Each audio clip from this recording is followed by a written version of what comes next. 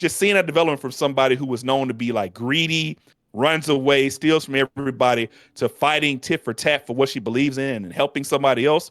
It's a great character. One of the original femme fatales of like anime to me. Like she sticks out. She's literally putting her blood, sweat, and tears into it. She's just such a badass. Every once in a while, there's a character that when they pop up on the screen, you're like, yo, who is this? And that's how I felt about this female character. We are all black males on this podcast. That is straight up black mama energy. It's like, boy, I don't care what's going on. Go in there and do your homework. He ain't wrong.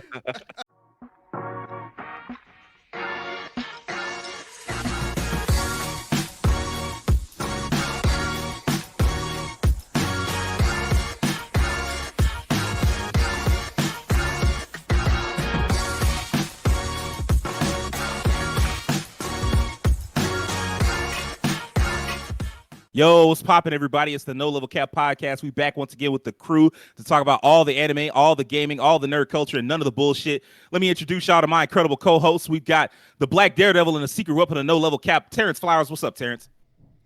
Man, it's Street Fighter 6 beta weekend, and man, it feels good to finally be able to sit down and like actually play it. I played it a little bit today. I didn't like go online, but I got the chance to dabble with a few of the characters. It was fun. So I'm definitely looking forward to June 2nd. June 2nd is going to be a crazy day because you have Street Fighter 6, you have the Spider-Man movie. I feel like there's something else that's happening that day, but I can't think of it off the top of my head. So yeah, that's going to be a crazy day. But other than that, everything's all good on my end. Who you liking so far in Street Fighter 6? The characters that are in the beta aren't the ones that I'm like fully interested in, but I'm looking at right now Manon and DJ. DJ looks like for the first time in a very long time, he's actually going to be good. Like he's not going to be garbage like what he was in Street Fighter 4. Just the worst character in the game. Damn, J Mains, y'all been waiting a long time for this. He looks so much cooler now too. Like he just has he just had so much more fun to play, more interesting. Yeah. So hopefully he's really good. Yeah, certainly. Next up, we got One Punch Man and the Master of Combos, Devin Butts. What's good, Devin? I'm good, man. Much like Terrence, I've also been indulging in Street Fighter 6. I played it for a little bit before I went to work. Played a little bit online. I actually tried to see if it was still up when I got back off work, but I think it's like they're doing some maintenance. They doing maintenance. Which kind of sucked because I'm trying to make some content for this game's weekend. It's like, oh, you thought you was gonna do something when you got off? Nope. So maybe by the time we get done the podcast, maybe they'll be finished with it. But I plan on doing like some combo stuff for it. Game feels pretty good. It's actually kind of cool to finally get to play it again because I hadn't played any of the betas yet. So this is my first time actually getting a chance to try it again and play online. So it seemed like it's fun. Like in Kimberly, that's what I'm like trying to learn to play right now. So this weekend gonna be a lot of hands and but Dokken's dished out. So Yeah, that's what's up. Next up, we've got the Collector of Collectors and the Master of Twitch, Will Coleman. What's good, Will? Just like Terrence and Devin, I've been doing the same thing. Street Fighter 6 beta, I hopped in and I was just glad. And shout out to Terrence because I just knew this thing right here wasn't gonna work. I have that exact same arcade stick. Wow. See, now you just really thank you. But yes, I've been doing that. I've been practicing Kimberly because I was like, she's the new character, and I'm just gonna be real again. I'm gonna say it once. I'm rooting for everybody black. So by all means, I'm playing her right now. She's been a lot of fun for me to learn now that I can finally use my stick. And personally, for my mental health, I have decided to take a nice little hiatus off of battle royales and DVD and other multiplayer games like Overwatch. I'm taking time off the nose. I said I need to take some time off because these games are whooping my ass mentally. I'm tired. I don't feel like the same person. But for a couple days now with Street Fighter, I'm good. What about Dead by Daylight doing like a anniversary stream or something? Yeah, they did an anniversary stream, but before the anniversary stream, stuff got leaked. So now we got Nicolas Cage coming up. He definitely is a horror character. I'll tell you that. Oh yeah, like what, Renfield? No, like him, like Nicolas Cage, him. Wait, is he gonna be the killer or is he just one of the playable characters? He's one of the playable survivors. Okay. He's going to actually voice his character in the game. Oh, okay. Right. He definitely should have been one of the killers. I would have laughed my ass off. Nicolas Cage is one of those actors where you just toss him any role and he'll just be like, why not? Yeah, like there's that, and then they leaked the brand new original Killer and Survivor like way before this, and I'm like, there really was no surprise to this stream, so we already know what's coming up. So, Gotcha. but I'm not playing DVD for like a while now. Any of those games I just mentioned, they're like deleted off my system. I don't even see them. So it's Street Fighter 6 and my RPGs for a while. I need a break. Respect. All right, lastly, we got the living cartoon and the man with the golden voice, Rakeem Beck. What's up?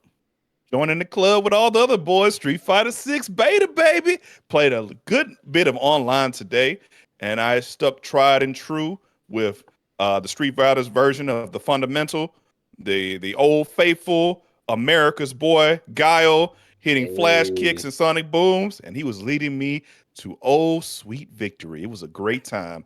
I've been enjoying a lot of Street Fighter beta. It's been great. I'm still playing Jedi Survivor. I'm really getting towards the end, man. I ran to Darth Vader. He put them paws on me, so I know it's about to ramp up. So as far as the gaming today, it's been lit. So yeah, I'm just enjoying my weekend. Hopefully, I finish Jedi Survivor before the end of the weekend, so I get back to Trails of Azure and finish that up before Final Fantasy 16. So yeah, I've been enjoying myself. Oh, actually, you got a long ways to go. You got a road ahead of you because like 16. When does that come out? June 22nd, I think. 22nd. Okay, Yeah. well, okay, so you got about 3. You got 5 weeks. Yeah, you got some. It's time. a big ask. It's a big ask, but I believe in you. Appreciate it. Lastly, I'm Sage Ashford, the man that won't shut up. I want to thank everybody who subscribed. But I will say this. We're officially at 92 subscribers, which means we're 8 subs away from hitting the big 100. It only took us like a year and a half. But no, seriously, I appreciate y'all. Y'all been killing it. Now let's get us to 100. And then after that, what is it, like 1 million? Is that how it works? Like you do 100, and then right after that, you get 1 million subscribers, right? For some reason. Somehow it worked like that. Just skip At first, straight I to thought it. you were talking about the plaques, and I was going to say no, but I see what you're doing there. not on George W. Bush's social media site. You won't. Hey, I'm like Buzz Lightyear. We're going to infinity and beyond, baby. Yeah. It's going to break the crown. Subscribers, they're going to keep coming. Yeah. Certainly. If you didn't know, No Level Cap goes live every Monday morning. We appear on YouTube for video fans, but if you prefer the audio version, we're live on Spotify as well. And so now I just want to get into it because you know what? We've been trash. I keep saying we don't talk about none of the bullshit. I keep saying we not toxic. I keep saying we good people, but we've been trash. We've been trash for like 60 episodes, man. We should be ashamed of ourselves. I cannot believe that I didn't think of this topic before now. We didn't cover favorite shonen protagonists and all this other shit, and we forgot about the women. And I apologize, genuinely. Like, when I thought of this idea, I was like, holy shit, how the fuck did we not do this idea ages ago?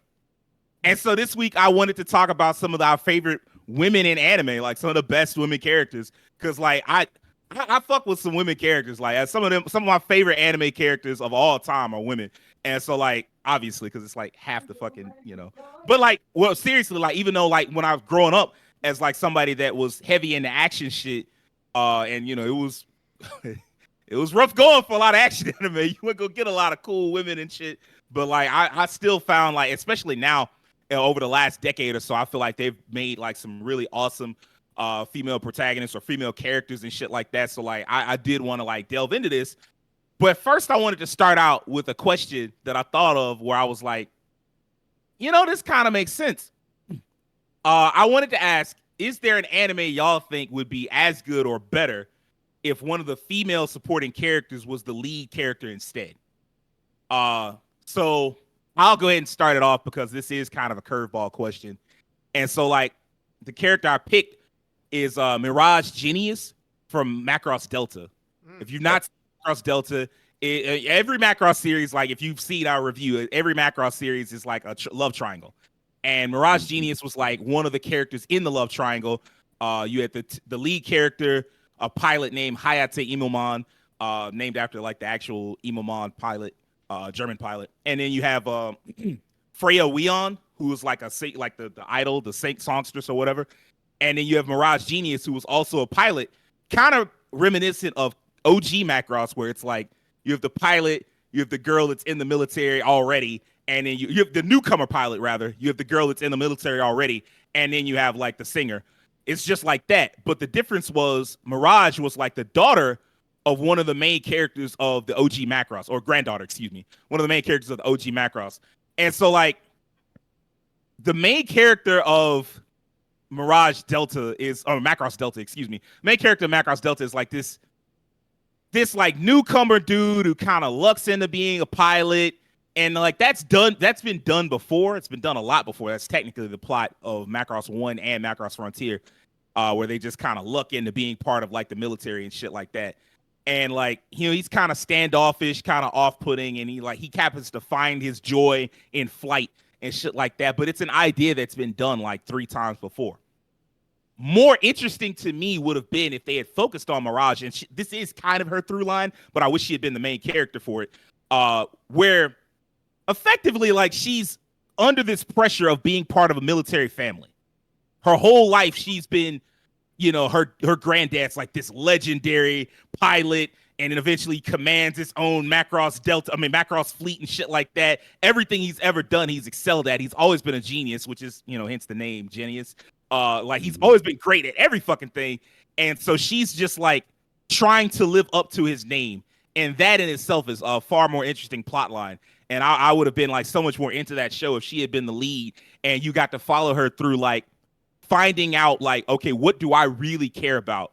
What, like, it can't always be about me living up to my grandparents, and like, because even her mom was like a fucking genius, and like her parents getting together were one of the reasons why the war between the human and the Zentradi was stopped. Like, that is like, that's so much pressure to put on a character, and we don't get to see stuff like that a lot. And so like, I wish that Macross Delta's main character had been Mirage, because it would have just been a much stronger show. So next up, I'm gonna ask Terrence, what do you think, man? So mine is one. Well, I guess I'll say first off with this question, I definitely had to do some digging to find out who would fit the criteria for this. And I'll admit it took me a lot longer than I thought it would. But funny enough, right before the podcast, as we were kind of talking and shooting the shit and whatnot, I thought of another one. But I'm assuming, hopefully, no one's going to use the one that I'm going to bring up. But or it wasn't anyone's pick. But this one technically has already been done in some sense, but I still think that because it's been done now, it just goes to show that this character, she would have been interesting as a protagonist. And I'm talking about Asuna from Sword Art Online. And okay, look, I'm not going to, you know, go into some Kirito slander and act like he's the worst character ever. Just like we said, Sword Art Online is not the worst anime ever. Kirito is not the worst character ever. I do think that there's some interesting aspects to his character, but I think that Asuna in her own right is just as interesting, if not more interesting, of a character. And even in the anime itself, just the regular anime, during the second season when they had like her part of the story, like her arc where she was it's been a while since I've seen it, but I think she had a friend in the other world that she met. And you talking about the movie? Not the movie, but the second half of season 2. Oh, okay. Where she had a friend, and like I think it was about her challenging her and like getting better in like her swordsmanship and whatnot. I've kind of forgotten some of the, like, I'm fuzzy on the details now since it's been a while since I've seen season 2. But during that arc, I actually remember really liking that arc in comparison to the Gun Gale stuff from the first half of that season.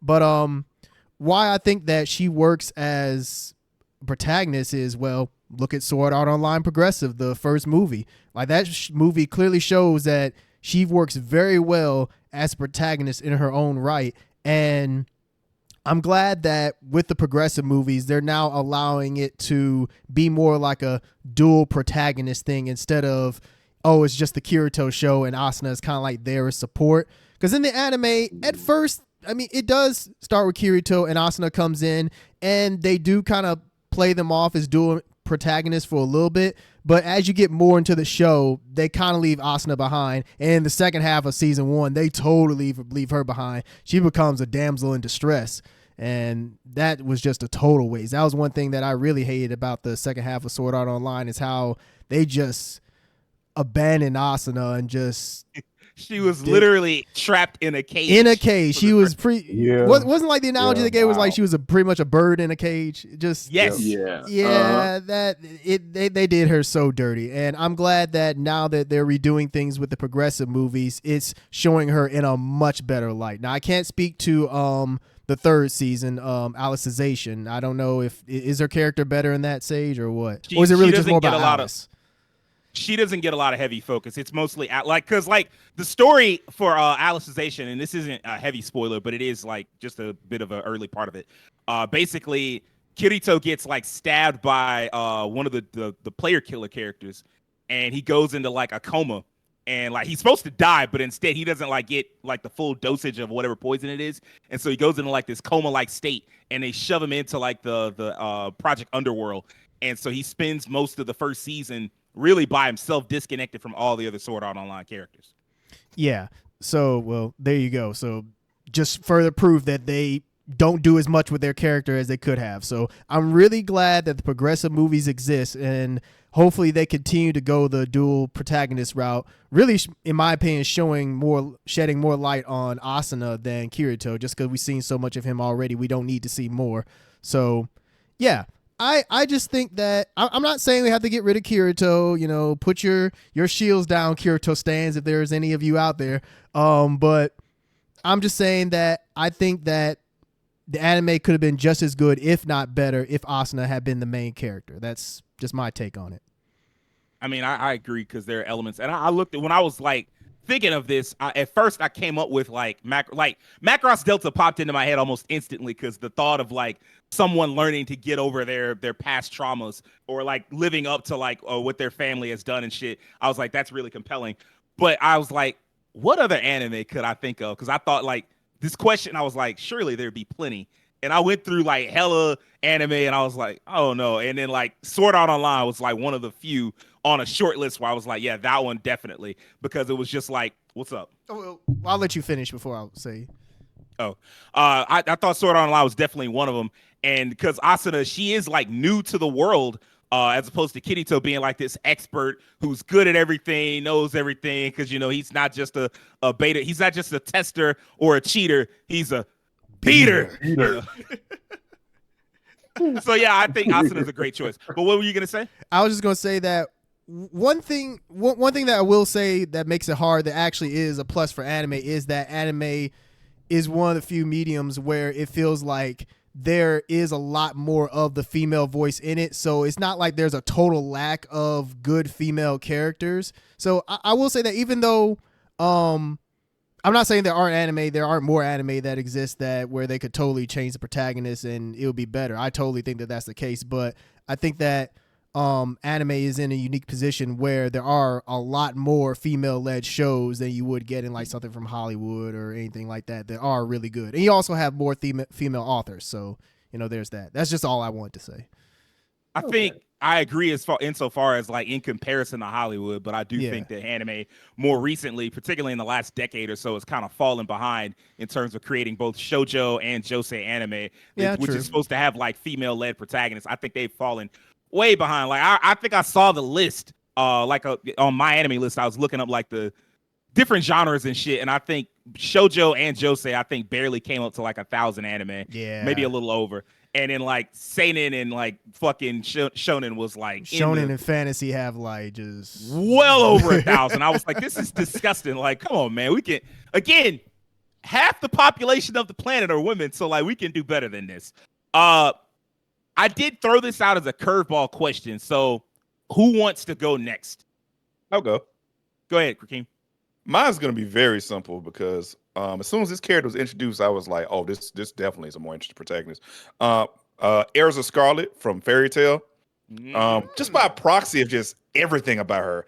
Presentation, her leadership skills. She's the backbone of the guild she's in. For fans who don't know, Fairy Tail is an anime about a mage guild. The main character, Natsu, is a character who's raised by a dragon, has the ability to eat fire, and has fire projection powers. And he becomes a part of this group called the Fairy Tail Guild, which is this ramshackle group of just mages who collect and do bounties, and it's like almost like an RPG side quest guild as an anime, and they have all these adventures.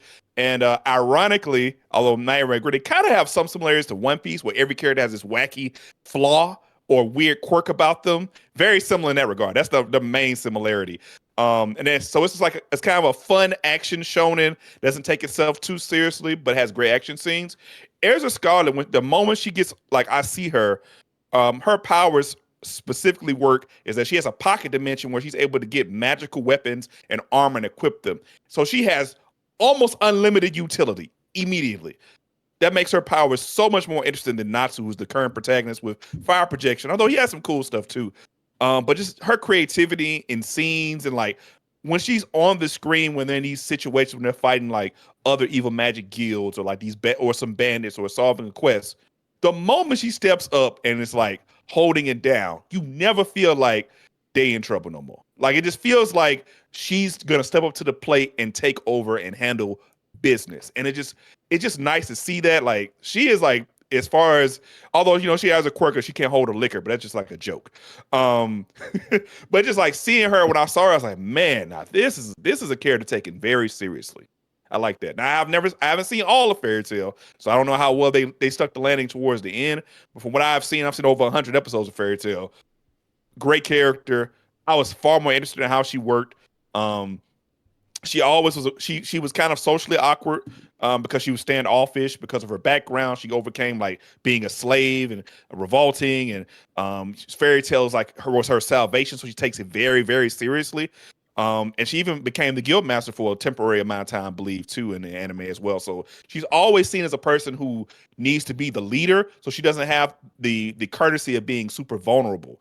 So that kind of also makes her a little more compelling to a degree. You don't get to see a vulnerable side, but when you do see it, it's really cool. But I've always liked Erza the most in the anime. She just, if you watch the anime, you've never seen it before. If you watch the anime and you've never seen it before, so she comes on screen and like, why the fuck is she not the main character? It's so much more cooler, so much more variety in how her powers work, the armor, the weapons. She takes care of business. She has a sweet side to her. She's the backbone of the guild. Yeah, Erza Scarlet, that's my chick, man. If you could make the anime about her, I'd watch it all day. In another era, Erza would have been the protagonist, right? Yeah. Like if the Fairy Tail came out in the 90s and it wasn't built around everything being fucking horny all the time, she would have been the main character. And then like you also not trying to be like make a Goku like as your lead character, because right. She is a much more interesting protagonist than Natsu. The story ultimately is kind of built around Natsu, but it's really built just around all the Dragon Slayers. But even then, spoiler alert, because I mean, I know you're not really likely to come back to Fairy Tail, but like, spoiler alert, Erza's mom is the mother of all dragons, or like she's the reason that Dragon Slayer magic got created. So she's heavily tied into like that whole fucking story. And you could have easily built it around her if you chose to like change the story and make it a little different. But it would have made the story take on a less comedic and a more serious tone, because she's a more serious character. But I feel like that would have also made Fairy Tail stand out a bit better, because like when you brought up how it was like One Piece, like apparently back in the day they used to call it Bleach Piece, because it was just kind of like, yeah, that's what they say it used to be called back in the day. So I mean, like I would have been. Erza is one of my favorite female characters of all time, and so like definitely it would have been a better show to me if it had been about her and like her abilities and like her overcoming things, her learning to let people in, because like that was the metaphor. Like she wore the armor, but she also wore armor over her heart. There's even a more believable romance between her and Jalal, and like both of them learning to like forgive themselves for past mistakes. And then like more than anything, Erza grows to become the leader of the guild. By the end of Fairy Tail, you don't even believe Natsu can beat the person he's beating. Like he was winning fights. You like, this man ain't got no business winning these fights, bro. It just feels like some power of friendship, or worse. It feels worse than the power of friendship sometimes. It feels like Dragon Ball movie 8 or Dragon Ball Z movie 8 when it's like, oh well, we got to beat Broly because because the movie about to end, credits about to roll. It's like Natsu is beating these people because you like, oh well, the show is about over with. He got to beat him now. He doesn't seem strong enough. It doesn't seem believable. That was like one of my biggest flaws with the show. I feel like if you had built it around Erza, who's always shown as like one of the toughest members of Fairy Tail to begin with, like you could have shown even her growth, and the whole story would have been more believable. So I actually think that's a great answer. Who wants to go next? I'll go ahead. Go for it, Devin. this is actually a character. When I was thinking about this and I thought about it, like this is actually probably one of the better answers I can think of from animes that I've watched. Lisa from the second season of JoJo, because she was Ooh, That answer's tough. literally tough. Joseph's mom. She was like, I mean, first off, I mean, her fit was fire. She come out there looking, she looked like, oh man, kid, you got the groundwork for Rose from Street Fighter. Rose is literally based off this Yeah. character. Mm-hmm. She was like a master of Haman and Ripple techniques. She trained them. I'm like, she was even in the first season as a baby, like when her parents got killed on that ship. Yep. So I'm like, if you think about it, it's kind of like with Jolene Cujo, like she was technically pretty much like the first female JoJo. Probably could have just been her, and that would have been what Jolene's great grandmother. I think so. Yeah, yep, Mhm. because Jotaro is her dad, and Joseph right. is, yeah. So yeah, I think that would have been cool. I mean, she just has a presence about her. Like I said, her style. She looks like a character like that has some type of importance in the story, and I mean, she did. She was teaching them how to, fight against the Pillar Men. So I thought about it, like, man, that would have been really cool for her to. I think it would have just been as good or even better if she would have been the protagonist for a bit. You would thought that they would have set it up when showing her as a baby in the first season, then bringing her That's a back. good point. Very And then good I point. mean, her kind of still playing somewhat of a mother role with Joseph, his antics as they're training. I mean, because she was also a mentor to Caesar, so I think Lisa would have been a great protagonist for JoJo. And there's not that I can think of off the top of my head, like female characters that like the mentor, like the master character. It's other ones I can think of. What's the chick from Bleach? The ninja that started out as a Yoroichi. cat. Yoroichi. Genkai. Genkai. Genkai, yeah. Those are like Genkai, some of the yeah. ones. Yeah. That's the Yeah, those that's the some of one the right ones there. that first come up to my head when I think of like female like master characters to teach somebody something in the Mhm. anime. But yeah, Lisa, I was like, yeah, I think she could have been perfect as a protagonist for JoJo. I will say in a lot of these cases, it feels like it's a clear, like, yeah, the anime probably should have just been about them. Lisa isn't as clear, but Lisa is a great choice because I would have like watched, like that would have been made so much sense because like she already had the powers and she Yeah. kind of reminds me of like Kenshin's master, where she's just already like talented, already skilled, and I kind of wish that they had given a little bit more time, if not made that story about her. She still should have gotten her own story that like Yeah. told like, okay, here's how she got her powers. She was always talented. She was always this Yep. and that. That would have been fire too. I would have taken either one of those. So Yeah, that's exactly what I was thinking. Like they could have showed like, because I haven't watched that one in a while, but I don't think they showed like how the Ripple and how the Haman stuff started really.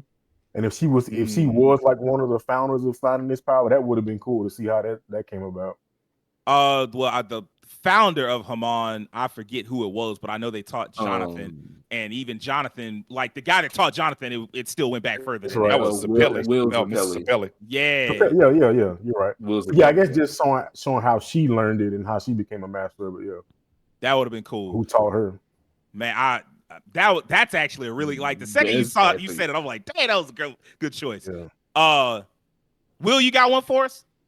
I hate to be the one to end it off like this, but as much as I've gone through as many of the anime I've watched over the years, and the more I look at the list of characters down each one of them, I'm just like, y'all wouldn't fit in that spot. Y'all wouldn't. And it's not me being biased or anything of the sort like that. It's more like they don't sit right here and they don't kind of make the story any better or more or less kind of give me something to be like, damn, that's intriguing. I know what you I've mean. just kind of like, yeah, like it's just like, how do you fit that character there? Because a lot of the characters that I wrote down about at least 14 characters, and I'm just like, let me look through them, see how they would fit there, and I'm just like, nah, they wouldn't. Or at least one of my characters I wrote, she had something that gave her some spotlight. So I'm like, okay, so you can't go in that spot. So Well, if that's the really case, don't have a spot. would you pick one that you like more than the protagonist of that specific anime? A character that I like more. That's the case, then. Well, there is an anime that I watched quite a bit. That I watched a good while back. Rest in peace to the creator of it. But it'll be the little chick, the little super detective, Victorique Dubois from Gothic. That is an anime that I watched a long time ago. Loved it. And basically, she's like, it's something they kind of don't put out there towards you, but she's like half this, half that. So she's kind of superhuman.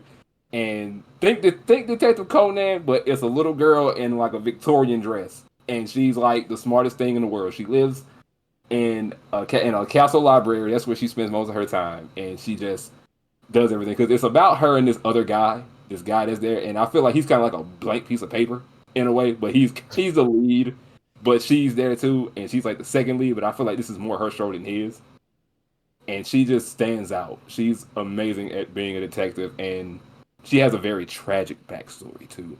I'll get a little more into that later.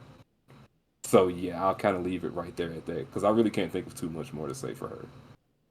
All right, really, I'll tell you what. I apologize. No, you good. You good. It happens. I mean, one thing I'll mention is I was talking about this question with a friend of mine, and she was like, well, when you think about it, a lot of anime are kind of built from the ground up to aim towards a male audience. And I was like, yeah.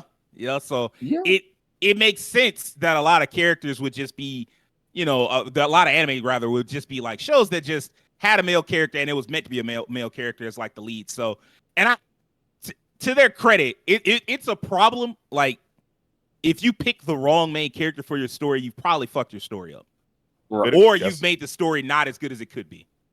So like, no, I mean Shinji was definitely supposed to be the main character. Well, yeah, that's true. That's he true. was supposed to be like a realistic protagonist. I get it. Of sorts, I get it. But, Yeah, because you don't want, just because you may not necessarily like the MC in the way, it's like Mhm, the story that's being told around them, it makes sense for them to be at the center of it. Because if you have someone that's just way better at the center of it, it may not work quite as well. So I can see, the argument for it. it would be like I do think like the best one of all of these is Rakim's with Erza, because I just started thinking about how much better that story would be if it wasn't as silly, if it had been like from jump, just like this character that was kind of not necessarily sure of themselves, but definitely more talented in battle. And you don't have all that nonsense from the early parts of the series where like Natsu's like, oh, I need to eat, but I can only eat fire, and there's no fire around, and I can't eat my own fire. And I was like, hey man, get this shit out of here. Like, just here we got a chick with a sword and she no hands. That's it. Like that would have been like that one right there is the one where I'm like, yeah. And in second place, by the way, is Terrence with Asuna, just because like I'm tired of Kirito. But I also like the only reason why I'm putting Devin in third for Lisa is because like Joseph is a great protagonist and he fit in the spot. But I still would have loved to see Lisa as like a protagonist. Like that one would have been cold as fuck. But I do want to ask y'all, what are some of y'all favorite women protagonists? And so like Rakeem, what you got for us? What's number one? Yeah, so for my first protagonist, I'm gonna choose actually Nami from One Piece. So I recently watched One Piece again from the early episodes last year. I was going through a run through. I think I watched from like episode 75 to like 300 or something like that. And why I like this character from the top of my head, from just different things I thought about her, was that One Piece does a really good job. And people talk about all the action scenes. It's just good. They do a good job of displaying tragedy and goals, like getting people, starting these characters from like some type of tragedy or trauma or pain, and how that leads them to develop their characteristic goals to get out of their situations. Why I like Nami so much was, I mean, her background was really messed up. Even for anime, like her mother was murdered directly in front of her. The villain took a gun out, blew her brains out right in front of her, just shot her. And then he took her and said, hey, you're a really good cartographer. You're going to be with us now. So dude killed you, kidnapped you, and said, you're going to work for me. Killed your mother, kidnapped you and said, you're going to work for me. She was always a genius, like cartographer, made these maps and navigation stuff. She studied really hard and understood those type of things. So she comes from a place of intelligence. But as a result of the situation she's in, she kind of develops this trait that she's known for throughout the whole series of being greedy. Stealing and taking money and stuff like that. But if you don't watch the anime, if you watch the anime, you know that came from a place of she has to collect all the money she can so she can buy out the debt to save her village. And the villagers don't know about that. No one else knows about that but her. and she's making this sacrifice, looking like the villain, working for the person who ruined her village, being scorned by her fellow village mates, turning her back on everyone and everything she loves to save these people by any cost. And there's this moment in when what's the villain name? Arlong, when she finally gets the money. She finally gets it. And Arlong's like, oh, you got it, all right. And then they end up like stealing the money from under her and said, well, I guess you got to start over. And it just breaks her. I've never seen a character just break like that. And coming from that point, that's rock bottom.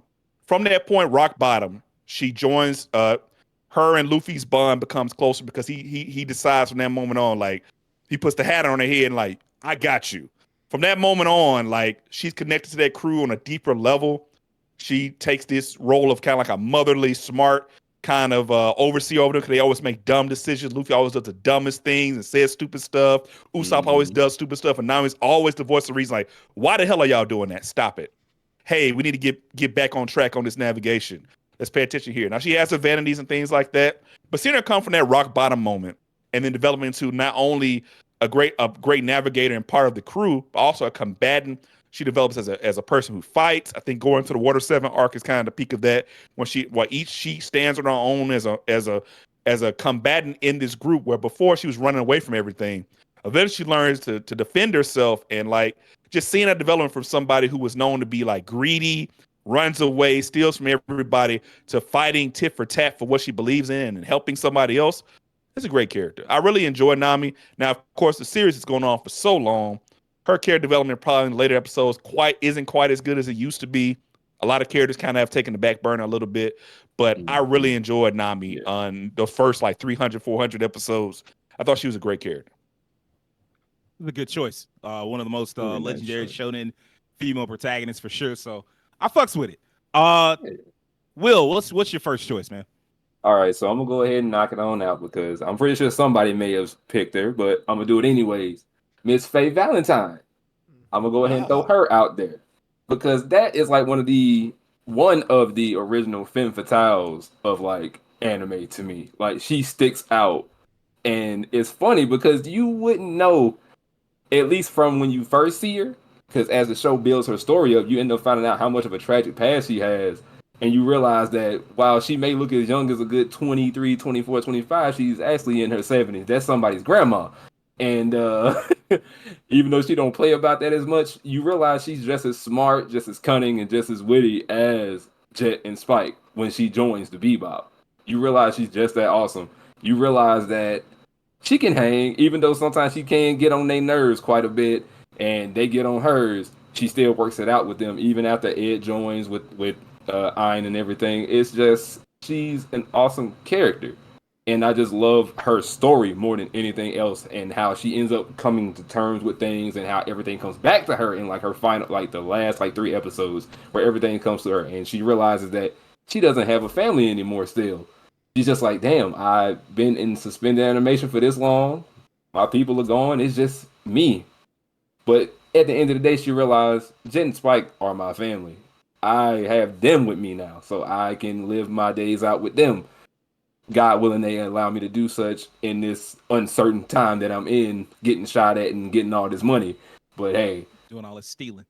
Doing all that stealing. You know what I'm saying? Stealing, wheeling, and dealing, and skating.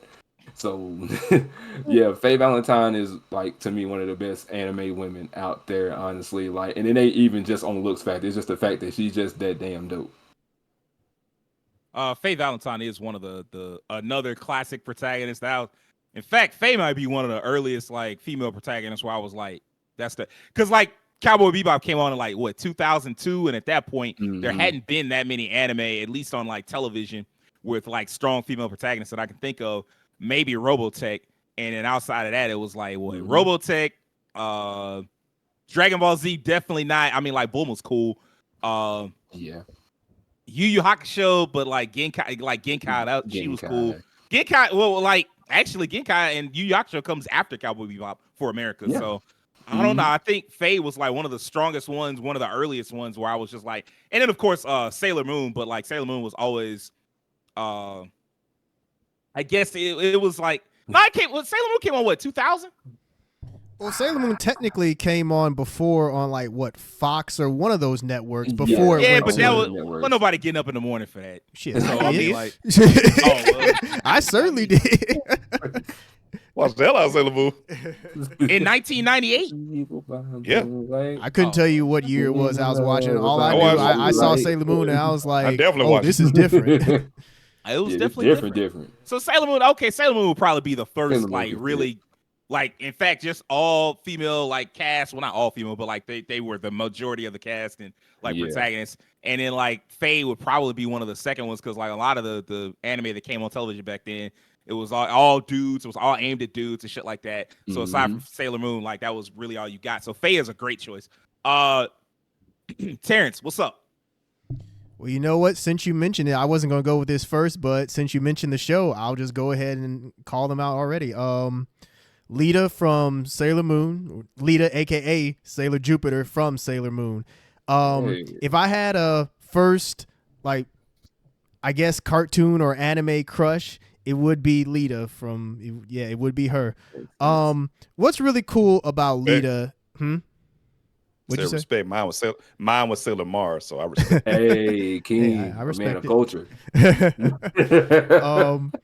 For me, the thing that was really cool about Sailor Jupiter is when you first meet her in the show, she comes off as like this very tough tomboy character that nobody really wants to mess with. In fact, I think in like her introductory episode, she's like maybe like she just got out of a fight or something like that. And Usagi, I really want to call her Serena, just going back to the Deke Dub days, but I need to do it. I need to be proper about it. Usagi. Her and her friends, they were talking about, oh, don't go around her. She's very dangerous. She's a delinquent. She's this, she's that, etc. And as you learn more about Lita, yes, she is someone who's like tall in stature in comparison to a lot of the girls in her grade. She was like the tallest, and she's someone that you definitely don't want to mess with because she knows martial arts, and you pick a fight with her, it's over with. But at the core of her is someone who's actually kind of insecure about a lot of that. Like she's insecure about her femininity, her womanhood, and she tries to make up for that by trying to get really good at like things like cooking. Like you're more traditional. I say traditional Right. in quotes. I don't mean literally, but like traditional feminine activities like your cooking, cleaning, stuff like that. And she just turns out to be just this really sweet character that when Usagi befriends her, she realizes that Usagi realized that Lita is nothing like what the rumors have said. And then when she becomes Sailor Jupiter, you get to just see her as this badass who has control over, like lightning and thunder powers. And I just always liked Lita. I just thought that she was a really cool character growing up. I really like her. She's not the type of character where I think that she would be like the protagonist per se over Usagi, but I think that as someone that's part of the supporting cast, she is very strong. And one thing I will say is that I think that's what really makes OG Sailor Moon, the OG Sailor Moon anime, superior to something like Crystal, where Crystal, they were trying to go beat for beat with the manga, and it wasn't as much of like the monster of the day kind of thing, and you didn't get a lot of those individual character building aspects. Whereas like OG Sailor Moon, you had a lot of those monster of the day episodes where you got to see a lot of the Sailor Scouts, like their backstory, like their feelings about certain things, learn more about them and like their daily lives and what they struggle with. And there were episodes that dealt with Lita. I remember one, there was like an ice skating episode where I think she was trying to get close to this guy that she really liked. And I can't remember the full episode, but I do remember this one moment where she was strong enough she could actually pick him up while skating around. And just something like that was just really fun back then. Just for me in the 90s, Sailor Moon was my first anime, and seeing that growing up, I was just, at first I had no idea what anime was at that time, as a lot of people, growing up around that time did. And I just thought that it was just another cartoon, but there was just something different about it where I was like, this looks like a cartoon, but it's not. And just seeing something like Sailor Moon that had so many female characters, female protagonists in comparison to a lot of the regular like actual cartoons that were on TV around that time. Sailor Moon really stood out for me. So yeah, that's a big part of why I really like Sailor Moon is not only the show itself, but characters like Lita, who I really enjoyed. Okay. Solid choice. I mean, to be honest with you, a Sailor Moon character probably needed to be somewhere on one of these lists. Definitely. Good shit. Definitely. Devin, you got one for us? What's up? I mentioned her earlier, and I'll just go ahead and throw out again Genkai. I really like that character in Yu Hakusho. Again, she's a female master character that teaches like the protagonist, unlocks his power. She sees potential in him. She knows he's a street smart kid, kind of rough around the edges, a little bit of a knucklehead. But she's like, I see some good in this kid, and I'm gonna, pass down what I've learned onto him. I remember I've watched Yu Hakusho probably like 3 times, I think. And I always remember seeing that character when they got to the tournament arc, like, who's this character with this mask on with the one eye out? Like, I really see them fight, man. You see a fight, okay. But I went back and saw one of the things that solidified my picking of her. Also, the fact that she was also, when I kept hearing the voice, the English dubbing, I'm like, that's Frieza. Frieza, Like, yeah. I was like, okay, so we, but she hit my boy. What's the dude, clown face? Suzuki, I think was his name. Suzuka, yeah. Suzuki, Yeah, she I hit remember that him. man with and I know this had to been a direct reference to Dragon Ball Z. She hit my guy with the Broly when he stomped on Piccolo, I believe, jumping up and down. And then she hit my man with the doggone Nappa. Or no, was the raccoon. She hit that man with the punch and held him up. I said, they referenced, bruh. She hit my, I was like, yo, that, you know what? I forgot about that. That joke was funny because she stomped on him kind of like some Looney Tunes stuff at first. But then she hit him she held him up like Goku did Raccoon. I was like, Nappa, I was like, what? Was that the pretty dude? And then she was like, "No, I'm gonna make you unpretty," or was that a different dude? It was the clown, but he buffed up, and she was like, "Look at these washboard abs." She's like, I think that's who you're talking. Yeah, I think it's the same character. If I'm not mistaken. Okay. Yeah. Look at these washboard He abs. had that man face He messed was like up. the great Suzuka. I can picture it in my head now. Yeah, I remember him. That right there. When I went back and watched that, I was like, yeah, that solidifies me because she kind of has a little bit of comedic relief too. It's like it's like kind of her and you and she going back and forth, and then when they went off into that cave, you remember, all right, come on, Geek, I can take it. She's like, are you sure? Like, hey man, this some hot stuff. I got it. Give it to me, Geek. That man was in the Hollywood, boy. But they did kind of build a bond together. It was almost kind of like she was maybe kind of looking at him as somewhat of a grandson for the time that they were together. Of course, she died fighting Tagore, and that, most animes do, that type of thing kind of spark something in the protagonist. You're like, bro, I gotta give you the hands now. That's what you want me to do. You just kill Genkai. I gotta give you the hands, bro. So yeah, I like Genkai. That's why I mentioned her earlier. Like, she's definitely probably one of my favorite female characters that I've seen in anime. She had that mysticism about her. She also had a thing where she was hiding her face because she had reverted back to her younger self. Everybody's like, oh my gosh, she's so pretty, she's so beautiful. And they go to the backstory of her before Tagore got the diamond shoulders, before he went to that route, Before he got the steroids. Before he got on that Super Skittles. Yeah. That vitamin S. But yeah, man, Genkai was a cool character, man. She was strong and didn't take no junk. She punched you in the face real quick. So I had to definitely choose Genkai as one of my 3. Great choice. So for me, because I do love I love Genkai. Like, she was always one of my favorite characters, even though she was always like on Yusuke ass. But I mean, like, he kind of needed that. He needed that. Yeah. Because like his mom, she had those speeches. She did. And he needed that because he didn't have no structure in his life. And like, he was just going around trying to live life. Like, his mom was always at the bottom of a bottle. So I mean, he didn't have nobody really other than like his teacher. But I mean, that teacher, it's never gonna quite hit the same. But like, Genkai was just like right there, and she was always on his ass. Like, look, I'm gonna get 110% out of you, really, because you ain't got no choice. Because like the people after you, they want your head, buddy. So like you gonna have to listen to whatever I tell you. And like you can see even by the time and like when she dies fighting Toguro, like that's pretty early in this. Well, it's like halfway through the series, and he still like by that point had built up such a connection to her, and he was like, nah, you gonna have to run the fade with me, Toguro.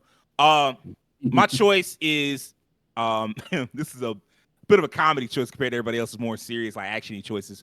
Katarina Claes from My Next Life as a Villainess. If you've never seen the show, it's about a woman who gets reincarnated into another world, except she realizes that she's in the last video game she played. The problem is, even though she's in that world, she's like the villain of the game. And in the game, the villain has no happy ending.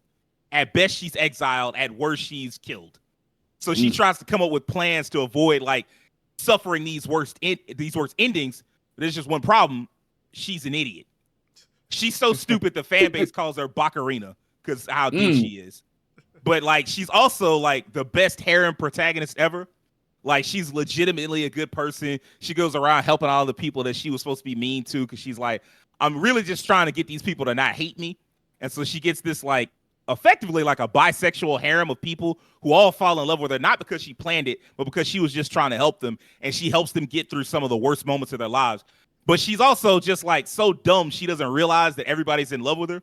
So she's always coming up with like all these backup plans to avoid being like killed or exiled. Like she knows like one of the characters is afraid of snakes. So she spends a lot of time making up these convincing pocket snakes you can just throw at the guy and make like a quick getaway. Pocket sand. Yeah, like pocket sand, but like pocket snake. And it's like, or she takes up farming because she's like, if I get exiled, at least I'll be able to feed myself. Which leads to like this rich ass Duchess out here working in like a farming uniform and being obsessed with crops, and everybody like, this ain't ladylike. Like, what the fuck are you doing? Like, what's going on? And she just ignores them. And like, it's not like she's just doing the crop thing because she like has to. Eventually, she just like enjoys it. She don't have to. Like, she's just out there with the whole just put in work. You just like, all right, like you supposed to be a whole Duchess. Like, don't you have like royal things to do? And she like, no, I got this plants to crop. I mean, I got these plants to harvest. What I like about the show is that it makes her free to be this simple slapstick character. And that's what I like. She's just so, she gets to be goofy. And that's something that like, you don't see like a lot of times female characters had to be like Nami, like Rakeem was talking about, where it's like the team mom and she got to be responsible for all these other goofballs. Like, no, she is like Katarina is the goofball. It's so bad at one point she gets accused of being a bully, like with all these grand plans, and it's like a part that happens in the game, but she's changed everybody's lives around her so much, including the person she was supposedly bullying, that like all her friends stand up for her and they're like, nah, she didn't do it. And also she's too dumb to have done any of this. She's almost like, she should be the type of character that's so perfect that you dislike her. Cause like you have characters that are like flawless, but the fact that she's such a goofball makes it impossible not to love her. Like the second, like after like 2 or 3 episodes, you like, okay, I see the appeal. And if you dig a bit deeper, there's even like a sad side to the character because there's this idea that you understand she's constantly pushing herself to help everyone, not just because she's nice, but because she doesn't believe she has worth to any of her friends. She's traumatized by all these video game endings so much that she can't even see past that to understand those endings aren't possible anymore. Her friends all have love for her now. And so like that, like she's just such a great character and a great show just in general. So it's round 2. Gotcha. Will, what's up? What you got for us? All right, so I'm gonna go back to the character I mentioned earlier because I kind of want to delve a little bit into her. That's Victoria de Blas from Ghosted. Like I said, tiny little girl who is basically a half-breed. That's the best way for me to put it. She is part of this nation known as the Grey Wolves, and like the Grey Wolves are like a very intelligent like species of people. Like they can deduct things from like a mile away. They can see the tiniest hint of details and stuff. It's just if it's there and they see it, even if something is so much as like an inch out of place, they'll catch it. But due to her circumstances, she is a half-breed due to a very evil higher up political figure. And let's just say that she wasn't brought here due to love. If you get what I'm trying to say. So yeah, her mother was a prisoner of said man, and you can get where that happens. And this set of people lived on a continent where they could not cross the Atlantic Ocean. And somewhere in the story, the main guy, his name is Kazuya, he ends up bringing her out on a train, getting her across during like a mystery that they have to solve. But something happens to her hair. She has blonde hair and green eyes. But if you leave this island, you're supposed to die because you're a gray wolf. You're not supposed to leave the old continent. You would die. But instead, her hair just turns white, and she manages not to die from this. So now she's out and about with him, just solving all types of crimes and whatnot. Now, like I said before, he isn't really the main point of this. She is, because she's literally the linchpin to the whole story. So I don't know why he's here, but she's the one. And I love her character simply for the fact that she's stepping into a new world and she's trying to understand and learn things along the way with being with this guy, Kazuya. Like I said, she's out solving crimes, but she's learning how to be a normal type of human, more or less. She is just trying to help someone else too, because he's an idiot. He's a bumming idiot with a pompadour about as long as a baguette. And he's no help, because once upon a time she was like, hey, let me help you, but I'm gonna stay here in this library. I can't go nowhere. So it's funny how she operated out, and her mother and her look exactly alike. You couldn't tell them apart if you seen them. Both of them were blonde hair, green eyes, because that's a signifier of gray wolves, that they have green eyes and blonde hair. So if they wanted to switch places, they could, but her mother being a full gray wolf, she couldn't leave the island, but her daughter could. And it's just amazing to see her develop outside of it. I would like to read the rest of the manga though, since the creator passed. The manga finished. The show didn't cover everything. So yeah, the show didn't cover it all. I need to finish reading the manga to see how things go and see what happens with the relationship of Kazuya and Victorica. But she's an awesome protagonist. I feel like if you hadn't watched it, it's a little show that I feel like kind of slid under the radar like in the late 2000s. So if you hadn't seen it, watch it. It's literally like a mystery show. It's really good. I've heard of it. I might have even seen an episode of it, but yeah. You did. They showed it at Anime Club once. Okay. Okay, there we go. I thought Ghost Sick looked pretty cool, but it vaguely reminded me of Rose and Maiden, and I was like, I don't want no more of this. It's funny you mentioned that. She's an XP of one of the characters. That's what it is. She's an XP of the character. It had the same kind of vibes, and I was like, Rose and Maiden. Like I watched like a season of it, and I was like, this shit just weird. So, but I mean, like I did it. That whole era of anime, and this is a separate podcast that will at one point I'll find a way to do. That whole era of anime is like largely forgotten for some reason. Like that 2007 to 2012 or so, like everybody just. There were some shows in that era. I ain't gonna lie. There are some shows from that era, but like a lot of them people just forgot them. Terrence, what you got for us? So the next character that I'm gonna bring up, the first time that I saw her, I was like, yo, this is a cool character. Like this is a really cool character. Every once in a while, there's a character that when they pop up on the screen, you're like, yo, who is this? And that's how I felt about this female character. And that's Olivier Armstrong from Full Metal Alchemist Brotherhood. Yeah. Olivier, first off, when people talk, I know that there's been debate within the past couple of years about Full Metal Alchemist 2003, Full Metal Alchemist 2003 versus Full Metal Alchemist Brotherhood in terms of like which is better, which has a better storytelling, etc. At first, people were just, for the most part, kind of like universally just like Brotherhood is better, but now it feels like there's more people that are in the camp of 2003 being better. But if I'm being honest, and this isn't me saying that 2003 is bad, it isn't. I think that it's good in its own right, but is it better than Brotherhood? Personally, I don't think so. And one of the reasons is because there's so many characters in Brotherhood that take that show to a whole other level, and Olivier is one of them. She is, not only is she one of the strongest, like literally strongest, and well, maybe not literally, but she's strongest, I guess, in terms of like mind, strength, just the whole package. One of the strongest female characters that I've seen in just anime, period. But also she's proof that this is how you do a female commander. Like, she is the commander of this group that's out like in this isolated area, and all of her all the people underneath her, they follow her with no issues whatsoever. They highly respect her. Like, you have these guys who are like, they look like a man's man kind of thing. You know what I mean? In terms of like guys who are like big and buff, strong, who look like, you know, they could take you out just by looking at you. And they all follow this woman with no issues. And that's because she's someone who knows how to take command. She's strong. She's a good judge of character. Yeah. And you know, of course, she also comes from a good family, but you know, that kind of plays also into her character as well. But yeah, I just really enjoy Olivier. I thought that she was one of the cooler characters from Brotherhood, and one of the reasons that I got even more into that show as it progressed. Her relationship with her brother is very interesting. I remember that, like, the first time that they encounter each other, then they have that fight, and she just like overwhelmingly takes out Alex Armstrong. And it's funny as a result, because everybody else, all the other family are just kind of like watching, knowing what the result was going to be. But it's pretty much played off for comedic effect. But yeah, Olivier, I think that, you know, she's a great character and definitely one of the best parts of Fullmetal Alchemist Brotherhood.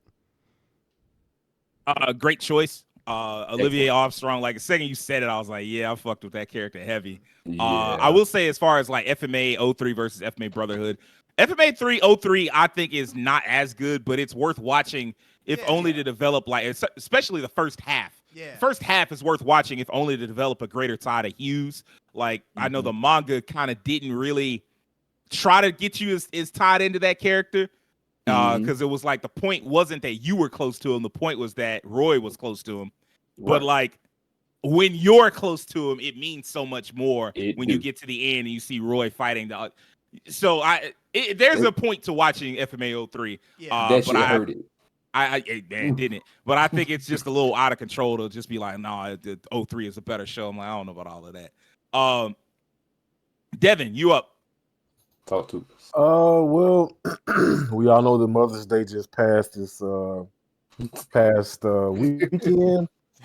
And I got to give a shout out to probably one of the most successful mothers I know in anime. That is Chi-Chi. Doggone Chi-Chi. We got to give her some respect, man. Do we? Yes. Because that is straight up, we are all black males on this podcast. That is straight up black mama energy. It's like, boy, I don't care what's going on. Go in there and do your homework. He ain't wrong. Goku, like, Chi-Chi, kid boy out there, he about to destroy the world. I don't care. All the energy beams coming down. He got a test in the morning. You better energy beam that homework, boy. Like, the times, like, she legit, like, I just don't think people realize they out here fighting Cell, Frieza, everybody. Chi-Chi, like, I don't care. Turn to page 301 and go over those timetables, because you got a test tomorrow. But Chi-Chi, he's going to destroy the world. I don't care. He got a test tomorrow in third period. Gohan turned out a success. This man, the Piccolo. Dragon Ball Super, the movie, the man got a big old house. You know, all right. I mean, I lost. Like, I just realized, like, this man, he did get a job and a nice house and all of that. So. And it wasn't even really like due to Videl. Like, Videl, she already had money from Hercule, her dad. He got it on his say. That man is he out here. You know, that's why he stopped fighting.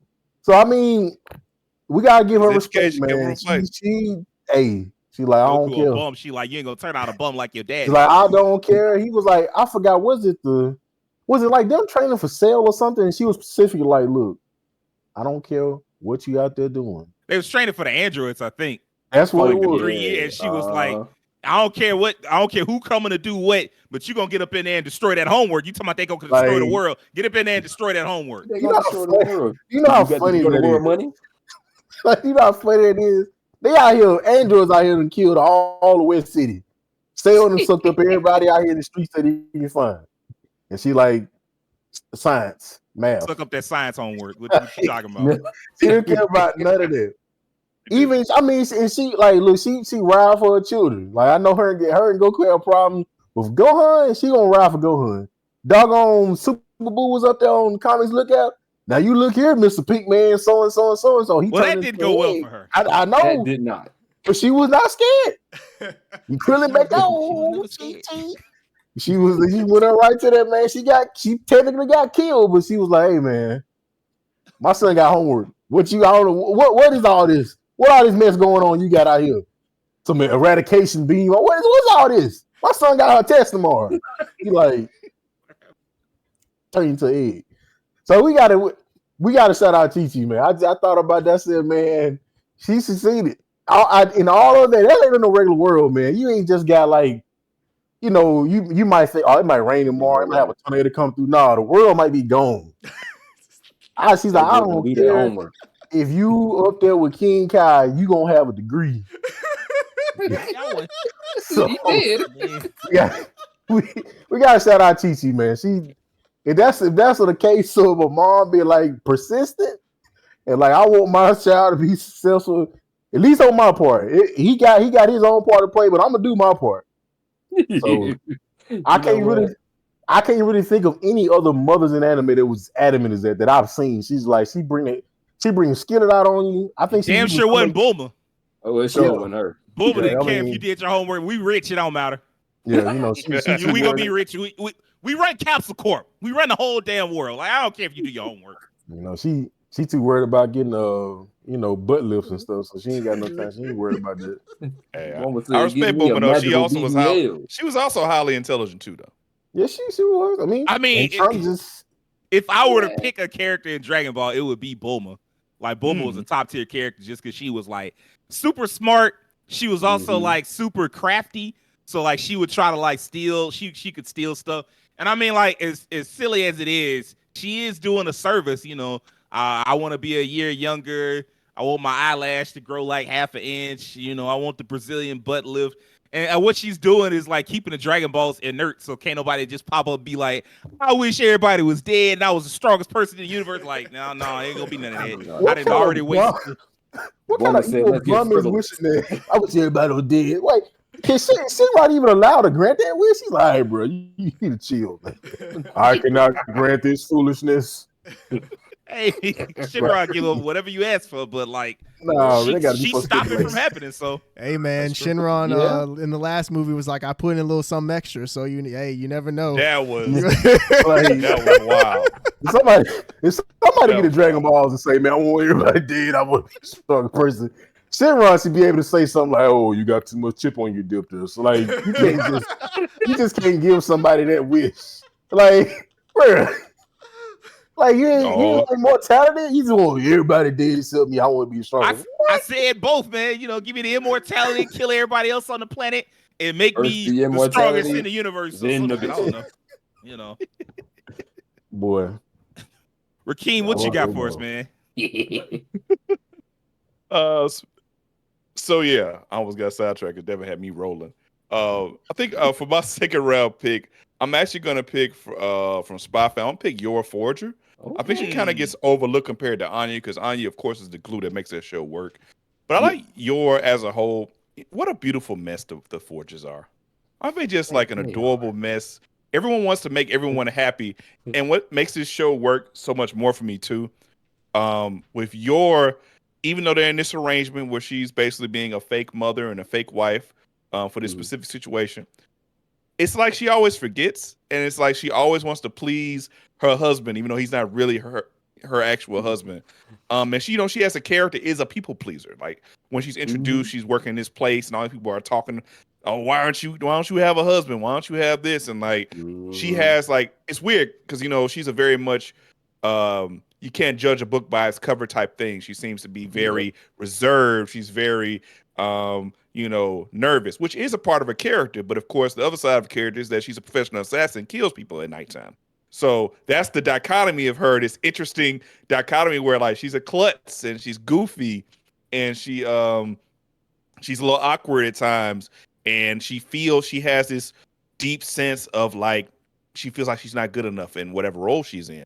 And so as a result, she always goes hard. Like whatever she does, she goes super hard at it to try to make everyone happy. And a lot of times she ends up looking foolish.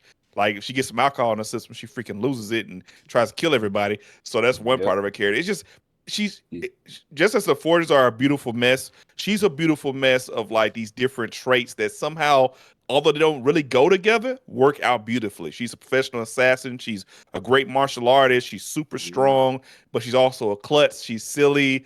It's almost like a number one shonen protagonist in a way as a side character, sort of in a different type of way. But yeah, I really like I like her. I guess because I've been growing up, I always felt like I was kind of a klutz. I was kind of goofy. I mean, you guys know that I'm pretty goofy. So like I kind of saw myself in her a little bit. Like, you know, when you see yourself in a character, they mean a lot more to you. You know. She and as you're watching it, she feels like the underdog. You want her to get that happiness, even though she's not married to Lloyd. Technically, you kind of do want them to be happy together in some way. Even though you know this arrangement eventually will end. A part of you like maybe it shouldn't end, and that's kind of the how that show works so well. And she's a big part of that show, just as much as the other characters are. Just as much as that show does not work without Anya, and it cannot work without Anya. Yor is also still important to that show too. You know, you got to have that humanity in there. Like Anya's kind of glue that keeps the show together. Lloyd is the paternal. The efficiency, hey, let's get this stuff right, let's do everything by the book. And she's like I hope I get it right. She's that part of you that you don't show everybody, the insecurities, and her insecurities are just for everyone to see. So it makes her very endearing to watch, and I quite enjoy her. I think she's a great character. Let's be real, she's also the waifu of the show too, so she's needed. She is definitely the waifu. Definitely waifu. She is that, but like she also love her some Anya. She like do. Anytime somebody try to kidnap Anya, even Anya figured it out. I remember one episode where like she was like, I know how to fix this, and she just pretended like she was being kidnapped, and Yor came in there and knocked the mess out that dude. It's like, I'm being kidnapped. It's like, not no more. Wow. That part, Yor get it done. Yor get it done for her people. I respect that. She do that. 1,000%. My round two, it's got to be Cheryl Norm, the Galactic Fairy from Macross Frontier. Okay. I didn't love Cheryl at first. I thought she was kind of a jerk in the first episode. But as they built up this competition between Cheryl and Ranka, like the two idols of the show, I started to see the amount of work she put into her craft. Like, yeah, she was full of herself, but it was earned. She stood on the grandest stage and claimed the heart of the people of an entire galaxy as like the next generation of songstress. Like Lin Minmay brought an end to a war between two armies. Neki Basara found a way to save two races from the greatest threat in the galaxy. And yet Cheryl is the character that captured my attention the most because everything she did with flair. Like Neki, as much as I like him, he's often like too enigmatic. And he's like always complaining about like, oh, we found you a job, but it's with some old people. You're going to sing for these old folks. You're going to sing for these kids. And he's always complaining and shit. Minmay, I mean, I wound up liking her character a lot more when I rewatched Macross, but she was too flighty.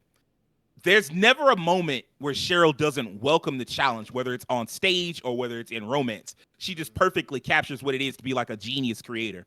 And even still, with that rivalry between her and Ranka Lee, she was never a jerk to Ranka. There's never this moment where she's like sabotaging Ranka or telling her she can't make it because she doesn't have to. She's such a master of her craft that her very existence as the Galactic Fairy is the wall that Ranka has to climb just to match up to her. And the thing that like really made me love her, I was already a fan, but like what really made me love her was in the films, where you see just how dedicated she is to her craft. In the first film, I think The False Songstress, where she's like trapped in this cell because they think she's a spy, and she's like sick and on the verge of dying, but her mind is still thinking of music, still thinking of performances, and like she's like coughing up blood and writing lyrics in her own fucking blood. I know what you're talking about. Yeah, I was like, oh my god, it's like the most metal fucking thing ever because she's so passionate about the music. She's literally putting her blood, sweat, and tears into it. She's just such a badass, and every one of her songs is like a bop. Triangler, Northern Cross, Diamond Crevasse, Infinity. Like, I love all her music. So, yeah, that's definitely like a top character. Probably one of my favorite characters of all time. Nice pick. Very nice pick. Thank you, sir. Very good pick. Very good. So, round 3, we are kind of running late on time. So, like, if you could, 2.5 minutes. Rakeem, what you got for me? All right. So, for my last pick, I'm going to pick someone very recent. I'm going with Soletta Mercury. From Gundam, The Witch from Mercury.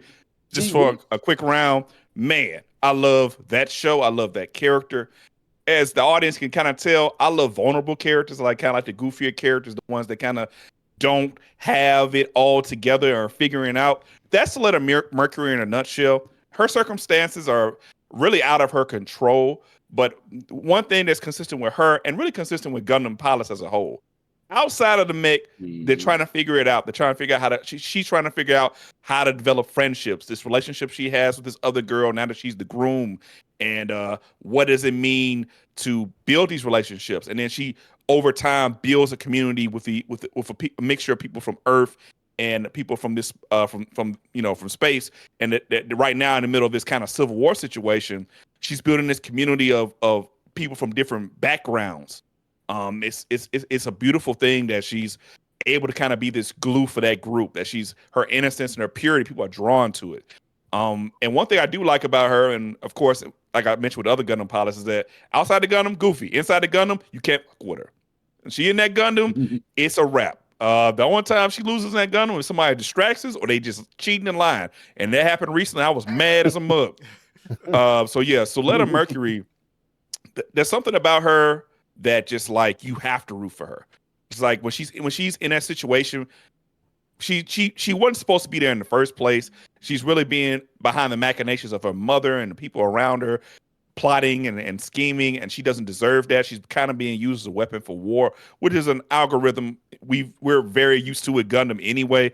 But seeing it in this scale with this level of innocence, because a lot of times Gundam pilots just stripped of their innocence. They don't have it no more. Like Hiro Yui was basically, he was that. These other pilots, maybe the guy from Double O, he kind of was super serious too. The guy from Iron Blooded Orphans, they had a rough upbringing. So I got to shout out Suletta Mercury. Really enjoying her character right now. Currently watching Gundam. It's nice to talk about a character that's currently still evolving, still developing. I think she's going to be a good character for years to come. Suletta, forget her. That's such a silly fucking pun that she used. I was like, how can I not like this character? It's funny. Those three characters that you mentioned as like examples, Hiro, Setsuna, Mikazuki, they're basically the same character. And I kind of see a lot of parallels between all three anime. But for those characters specifically, I basically call them Charmander, Charmeleon, Charizard. They're basically like each character is worse than the last, more detached than the last, more fucked up by the consequences of war than the last. So Charmander, Charmeleon, Charizard. Pretty much. Yes. Terrence, what you got for us? Okay, so this character comes from an anime that I've mentioned a few times. It's definitely one of my favorite anime of this decade. And that character is going to be Vivi from Vivi Fluorite Eyes Song. Vivi, for those that don't know, it's about this world. It takes place in the future where there's AI. Funny you mention AI just because everything going on with AI now. But with AI and pretty much androids, robots, they live with humans. And Vivi, she is made as the first autonomous AI, and so she's given this task. Like in this future, AI, the way humans kind of like regulate them is just they give them just one task. And with her task is to make people happy with her singing. And through a series of events, she gets involved with this other AI that comes from the future, and he tells her that 100 years from now, there's going to be a war between the AI and humans, and the AI are going to just eradicate all of the humans. And he's there. He picks her to help him throughout the course of 100 years to stop certain events from happening, that it pretty much changes the course of the future so that the war doesn't happen. And so you're following Vivi throughout the entire 100 years through different events, and just watching her grow as a character as these things happen around her and she meets different people, etc. What makes Vivi really interesting is that because she's AI, she's an android, she doesn't start out with like those human emotions, and a lot of her character development comes from her learning what it means to be human. And I know that that's something that's done a lot when it comes to like, androids, robots, and AI in, science fiction stories. But in this case, it's interesting because her role is an idol, and her task is to make people happy through her singing. One of the things that she's really trying to figure out is, what does it mean to put your heart into a song? That's a question that comes up like throughout the entire series, and one that she doesn't figure out until the very end. And just watching her go through these series of events, and even at one point have a mental breakdown that like changes her character temporarily, all of it's just really fascinating. And the story that the whole anime tells is just a very interesting one. It's an anime that I can't recommend enough, and I think that Vivi is a really great female character. You know, even though she's not like a human, she still is. She's by the time the series ends, she exhibits those human qualities that makes her someone that I think is a great character. I guess you could say she had the answer. But she had Allen Iverson. Well, she was an AI, so Yeah. Hey. ChatGPT. Stepping over us every day. Devin, what you got, man? I want to pick a character from an anime that I'm watching. Now it's not a quote unquote new anime, but it's new to me. But I think I gotta give this last spot to a character from Attack on Titan, which is one of my favorite anime. Excuse me, Mikasa. Yeah, she was on my list too. She made that anime so good for me. I want to say she might be my favorite character in that anime. Probably might be my favorite female character in anime. Man, she like I know before we really saw Levi, because I'm pretty sure we kind of saw her a little more before we saw Levi. Man, she was out there fighting. Like Mikasa was she had won. Like she was the top of the class and the whole like getting ready for the learn how to use the little gear and stuff. Omni gear. Man, the Omni gear, man, like she was always in the clutch. She was always in the clutch. She grew up with Eren, so they was kind of already ride or die. Even to a point, like she was still a ride or die, even as the anime kind of progresses and things change, But she was just such a good character, man. She was always like super focused, really like stoic. She was just always analytical. And a lot of times when stuff happened, I feel like she always kind of had a leg up. She knew like something was about to pop off kind of before it happened. I just freaking love that character, man. And she, like I said, she was always just as cold as Levi was. She was out there like taking heads off, literally cutting these Titans down. So I had to give it to her, man, because I think when I really started to see her shine, it's like, man, I'm like, I kind of like her better than Eren a little bit. I kind of want to maybe group her into that category. Maybe she could have been the lead character, but I think I think there's some different things because they grew up together, but I was like maybe there's some different things going on. I guess they wanted like to see Eren like progress as a character, but I think she would have been a good protagonist for the anime as well. But yeah, I got to give my hats off to Mikasa, man. She was out there, boy. She put in work. What's up? I was bringing it up. I really enjoyed Mikasa as well. I love how Attack on Titan never fully explained how the Ackerman powers worked, and they were always these elite fighters who could take down Titans way easier than everybody else. But they also kind of had attachments to people who were associated with the founding Titan, or like were very important figures. They were like the bodyguards of the leaders of the Titan people, but they never got the respect in the background. They even almost got annihilated. And so her being part of that clan also kind of ties into that. Her loyalty to Eren is similar to how all Ackermans were. You could see that with Kenny and how he was with the founder before everything was revealed.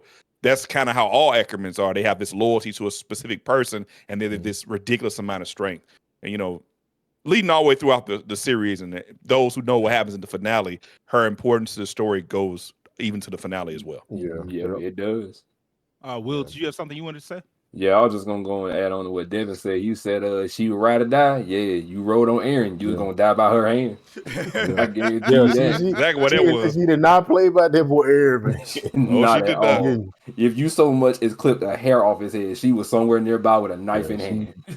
And she was just so calculating, like she was just like, man, that character cold, man. And you could tell, like when King was just talking about the Ackermans, the last name was Levi. You just knew something was different about them. It's like Levi, that's him. Mikasa, that's her. That's him and her. Yeah, that's them. Will, what you got for us? Your last one. All right, because since Devin ended up picking that one off from under me, even though he did a good job with that, I appreciate you, my brother. I'm gonna go ahead and talk about a story of a girl who fell down a well and ended up in feudal Japan. Kagome Higurashi. Really? Oh, wow. Hey, Kenobi! Now, I like her character a lot, simply for the fact that she ended up somewhere and somehow just kind of just waddled her way into a situation. It's just fun. It's funny to me. Y'all remember that trailer? That Yes, Adult sir. Swim I trailer? do. I ever remember Yeah. that? My Adult goodness. Swim. They knew what they were doing. They knew exactly what they were doing. They ran that show to the dirt, boy. They No, I ran mean it like to the trailer. Like there was cows this one trailer where it was just like Inuyasha, Yeah, I know what you're talking Kenobi. about. Yeah, I know what you're Yeah. talking about. Like that was one of the bumpers. I know what you're talking about. Yeah. Yeah, Yeah. goated. That shit was crazy. I loved it. And it's funny because she fell down this well, ended up in feudal Japan, and immediately caused the problem. Got into some issues with a demon. The demon stole the Shikon jewel. She tried to shoot an arrow at the demon. Let's just say the wind caught the arrow a little bit and tink. And here this adventure begins, all because she can't aim. So it's and I love her relationship with Inuyasha. I love it because everybody sees who she is and who she is the reincarnation of, and that's how Inuyasha sees her as well. And their crazy sexual tension between each other. Even the brother sees it because he ain't dumb. Because they like you like that dog boy, don't you? What you mean? I like the dog boy. No, you like the dog boy, Kagome. That's your man. You don't know it yet, but it's happening. And it's just this long winding adventure that I just end up loving, along with all the sick commands she hit on this man, but she didn't do it that much in the manga, apparently. Apparently she didn't hit him with it as much in the manga as much as she did in the show, because anytime Quite you so funny much in as the looked at her, anytime he looked at her sideways like this stupid bitch. Yeah. Yes. Kagome is awesome because she took it upon herself to get into this mess and decided to also fight her way out, even if it means being in the middle of danger at any given point from wolf people, some man that can turn into a swarm of bees, and just a bunch of catastrophic mess that shouldn't be happening to a 15-year-old girl in school. She stood out like a sore thumb wearing a skirt and a school uniform, but she was like, I'm here. But don't call me Kikyo, though.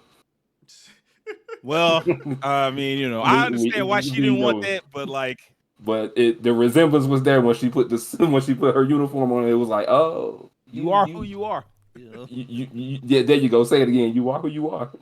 What's up, Terrence? I was gonna say real quick. I saw on Twitter there was this trend about the villain versus the real villain, and someone had Naraku, and then they had Kikyo on the right side as the real villain. Yeah. It's true. It's fucking true.